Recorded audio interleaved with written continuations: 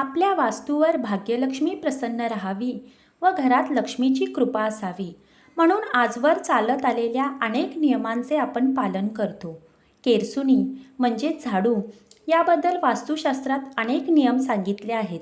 मंडळी, आपल्या जुन्या पिढीतील लोक झाडू नवीन आणल्यावर हळदी कुंकू लावून पूजा करून नंतर त्याचा वापर करीत असत.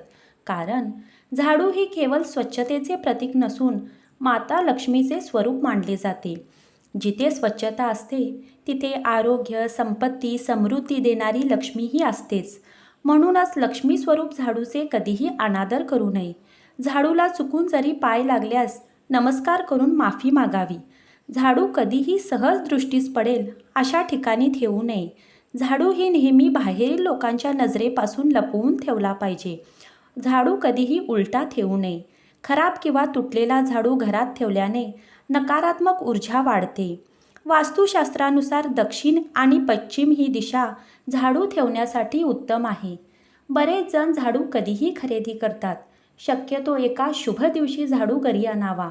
तसेच त्याची पूजा करून त्याचा वापर केला तर त्याचे लाभ खूप छान मिळतील.